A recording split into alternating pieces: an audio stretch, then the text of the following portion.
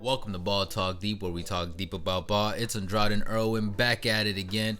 Drop a like and a sub before we get into it. You know the drill. Goes a long way for a small channel like us. Yes, sir. And today we're talking about the Philadelphia 76ers once again with the two most talked about duo in the past 2 to 3 years. Well, one of them. You know, for a team that has not won a lot lately, we're talking way too much about them, man. And For real, back and forth. At least the Knicks are a fun dumpster fire to talk about. But shit, man, this has been depressing. Yeah, it's like running circles around over and over and over. And I'm just glad that the rest of the world is jumping on this wave. Like, we made a video a couple months ago already calling it that it was time to just call it even. Yeah, we tried the experiment. The process works. The process of being patient and working hard, it works, folks. But this process doesn't work. It doesn't work. If you guys didn't get the memo who we're talking about the dynamic, not so dynamic duo. Not so dynamic. Of Ben Simmons and Joel Embiid. So who should the Sixers trade? Joel Embiid or Ben Simmons? I got Ben Simmons that they should trade because of his rumored work ethic of not being a winner's mindset, his rumored personality of not working well in locker rooms, and his game personally I feel it fits better in a different system than trying to build an entire system around him. What about you? Got you. Well, Joel Embiid plays the center position, the easiest position to replace in the NBA. Oof. His work ethic that a lot of people have been criticizing, including Shaq. And last but not least, his injury history, which is very concerning. Might as well get rid of him while he has some sort of value. True. Same with Simmons. But yeah, why Simmons? If you can go a little bit deeper.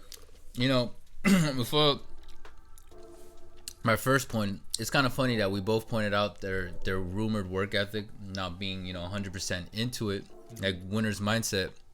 With Embiid, I remember when he cried and we had all those memes, we expected a different beast last season, and that didn't really happen. And with Simmons, it's just like, the Kardashian curse, whatever. I'm not even gonna put it all on that or on them, but like I've just seen a lot of rumors of like he's living his life, which is hard to blame a young adult when they have now the financial security and freedom to do almost anything they want. And as long as he shows up on court, it's not like he's playing horrible. He does his thing.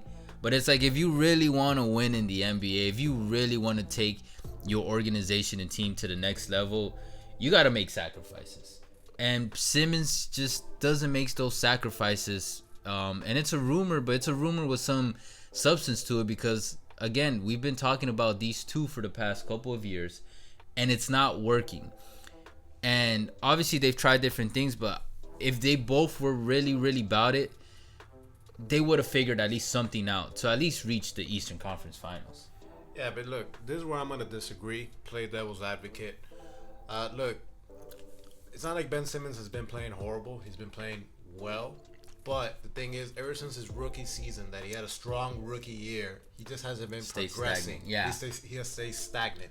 Now, that can go, towards the organization, because that what separates great organizations and poor organizations. But at the same time, something's got to give. No, yeah, I 100% agree, and that's kind of what I mean. Like, they would have figured something out. Like, Simmons is 3, maybe 4 years now into the league. Still has a broken shot. Your perimeter shooting even by now we wouldn't have expected 45% from the 3, but it should at least be decent. It should be reliable enough that at least when you got the ball at the 3-point line, defenders don't give you a whole international border of space. You know what I mean? Like, it shouldn't be like that. And if you did that, bro, imagine how much more room you give Embiid, because now you're pulling defenders away from inside. Like, come on. So that's a big one for me. Another one is his rumored personality. Again, these are rumored. I don't know him personally. You probably don't know him personally, but there's some substance to it because, like they say, where there's fire, when there's a lot of fire, there usually is smoke. Where there's a lot of smoke, there's usually fire. Yeah. And I've heard that he's passive aggressive and he's not very vocal if he has a problem with you or something in the locker room or in the team or in the staff. And like, you need to be able to at least vocalize your opinion and to build a winning team. You know what I mean? Every winning team, any winning organization, and this is beyond basketball, anything, any business, any industry, any other sport, like you're working with other people. If you just let it eat at you, or if you just let them committing the same mistakes, then you're not gonna get better results. You know what I'm saying? Definitely. So that Simmons has to work out, and at that point, take that type of mentality and that work ethic, take it out of the organization. Let some other organization handle that. But there's some positivity. It's what I was saying as a third point is that he plays like a guard. A lot of people want him to play as a point forward or something. He plays like a guard. All right, if he plays like a guard, then his game, and if he doesn't want to start improving from the 3-point line and at least mid-range, like have a consistent mid-range, then you don't build an entire system around that guy. You implement his talent and his strengths into a different system and then try to make it work. You know what I mean? I know what you mean, but look, at the end of the day, look. Because he's a great player. He's just not a, top of the line Ben player. Simmons is the younger player out of these two, okay? There's still chance, for him to develop his game further. We still haven't seen what we know about, an established, final product of Ben Simmons. Facts. Joel Embiid, we kind of already know what the final product is already with him. Oh, so that's a big reason why you're leaning on that they should trade him? Yes, kind of. It's not because you want him on your team? I mean, he'll do well in the Miami Heat culture, in my opinion. However, look, facts is this. Look, one of the first things that came up to mind when Joel Embiid, when he got drafted from Kansas, is his injury history. Mm-hmm. Very concerning. It was. When it comes to that. But he's done a lot better these past 2 years. He's done better, but look, the most games that he has ever played is 64 games. Mm-hmm. On average, even if you take some off days or whatnot, they're going to be playing 72 games, 73 games, 82 game season. Shit, LeBron's playing 82 games, in a season. He's 35 years old. Joel Embiid's like, what's, I guess, his excuse per se? Yeah, I was going to say, okay. Another thing about it as well is the position that he plays, especially in today's NBA, the center, it's a lot easier to replace than somebody in Ben Simmons, caliber. He's a 6'10". I'm talking about Ben Simmons. Guy that plays like a point guard, passes, see the vision very well, pretty much sets up the whole, plays for your whole team and whatnot. The guy can't shoot for shit, but I think shooting, is something that is a little bit easier to be able to acquire compared to somebody else. No, something I want to say about the center position though is I feel like, and I've read this before, and I semi-agree with it. I do think the center position is going to make a comeback in terms of the importance of it on a team, because so many centers are becoming more mobile and more like point centers in a way.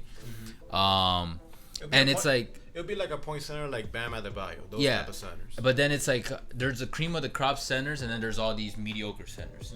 Now Embiid will be at the cream of the top when he's like at his best. So it's like, wouldn't you want to keep him? Like, say if you made it to the finals, what if you face a team like the Lakers or a team like the Nuggets, and they have a top tier center? You're gonna want a center, But I was gonna get to my other point. The thing is, okay, Joel Embiid, when he's engaged and when he's on point, he's arguably the best center in the NBA. The thing is, like you were saying with the whole crying incident, there's games that Joel Embiid is gonna be crazy, like 30 points, 35 points, 20 rebounds. Shooting from 3 and whatnot, but then you're gonna have other games that 0 points. I'm like, bro, what the fuck? You're 7 feet tall. How the hell are you not gonna get a point?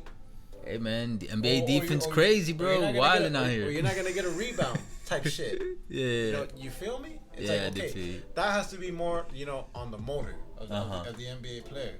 Okay. That's a little bit concerning when it comes to that. So get him out of here. Yeah, just get him out of here, man. See what you could do. Fix up some other holes that the 76ers has. Because you're not going to get rid of Al Horford's contract. You're definitely not going to get rid of Tobias Harris's contract either. So they're stuck. It's going to be interesting to see what Doc and Daryl do together for this squad. Get James Harden there. But, really? But hey, look, we're going to see what happens, man. It just adds to the interesting mix of the NBA offseason. Keeps the Philly team relevant. Yeah, exactly. But hey, guys, look, we appreciate all the love and the hate. You guys already know. We're on Insta. We're on Twitter. We're on TikTok. Yes, Ball sir. Talk Deep, where we talk deep about ball. Always. Guys, we'll catch you soon. But for now, Take care.